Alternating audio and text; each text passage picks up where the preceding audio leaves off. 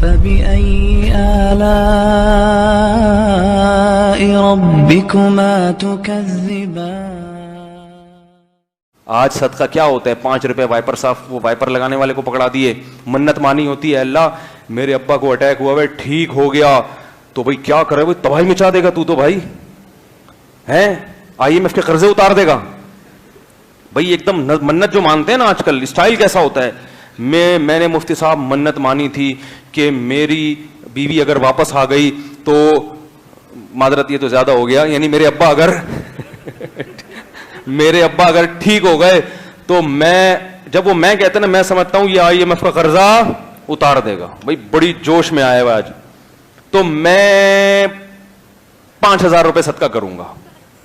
ابے تیری آمدن 20 لاکھ روپے ہے 10 لاکھ روپے ہے 5 لاکھ روپے ہے تو تیرے لیے 5-10 ہزار کی کیا ویلیو ہے بھائی. کچھ تو نکالو جیب سے. قرآن کہتا ہے لن تنالوا البر حتی تنفقوا مما تحبون. نیکی کی حقیقت تک اس وقت نہیں پہنچ سکتے جب تک محبوب چیز اللہ کی راہ میں صدقہ نہ کرو. کبھی کبھار کوئی ایسی چیز بھی کر دیا کرو جس سے دل بہت اٹکا ہوا ہو دل. ہمیں بعض دفعہ دوست بڑے خاندانی میں مدرسے میں تھا تو ہمارے ایک دوست تھے بڑے خاندانی میں مدرسے میں آ گیا وہ اسکول میں تھے مدرسے میں. انہوں نے کہا یار اب میں بالکل کنگلا ہوا کرتا تھا مجھے گھر کی طرف سے تو پیسے ملتے تھے جیب خرچی کو مڑا اڑو کے ختم کر دیتے تھے بچاتا تھا نہیں تو آخر میں پھر ایسے ہی گھوم رہا ہوتا تھا پھر وہی پاپوں پہ. تو وہ میرا دوست تھا مجھے اس کا واقعہ یاد ہے. اس نے مجھے اپنی بڑی قیمتی گھڑی ہدیہ دی. جب اس نے ہمیں گھڑی ہدیہ دی تو اس نے کہا میں نے کہا یہ کیوں دے رہے ہو. اس نے کہا قرآن میں آتا ہے کہ اپنی محبوب چیز اللہ کی راہ میں صدقہ کرو. تو مجھے آج خیال ہوا کہ اپنے دوست کو گفٹ دینی چاہیے. کیا چیز؟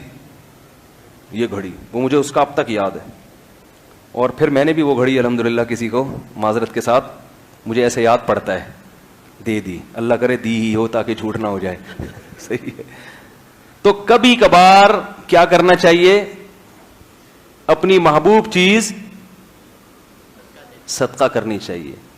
ہدیہ بھی کر سکتے ہیں بھائی کو. سب سے پہلے تو بھائی بہن ہے جن کو ہدیہ کرنا چاہیے.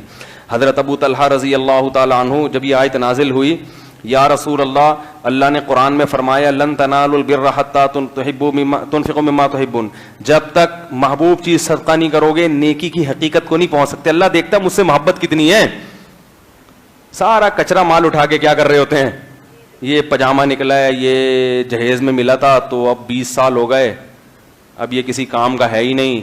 یہ چلو کس کو دے دو ماسی کو پکڑا دو. میرے پاس فون آتے ہیں وہ ہمارے گھر سے کچھ پرانے پجامے نکلے زکوٰۃ میں دے سکتے ہیں کسی کو. میں کہتا ہوں کچھ تلاش کرو کچھ بنیان بھی پھٹے ہوئے پڑے ہوں گے اکٹھے ہی نکال دینا.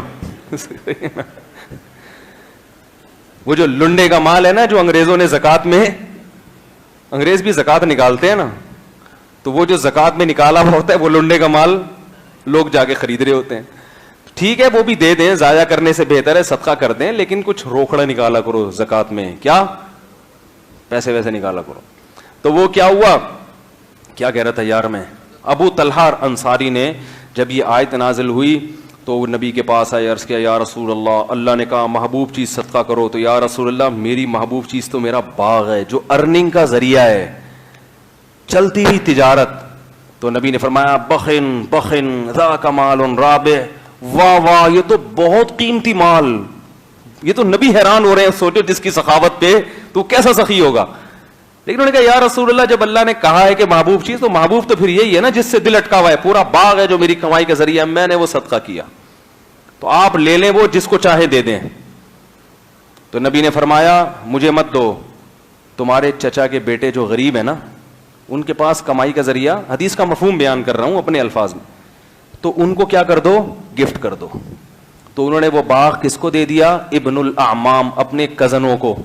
آج کوئی کزن کو دے سکتا ہے بلکہ اس کی دکان پہ بیٹھ کے اس کا خون چوس کے اس کا شٹر بند کروایا اور اس کے کاروبار پہ بھی قبضہ. میرے پاس ایسے لوگ ہیں چچا نے بھتیجے کے کاروبار پہ قبضہ کر لیا بھتیجے نے ماموں کو سائڈ پہ لگا دیا خالہ نے پھپھی کو کھڈے لین لگا دیا.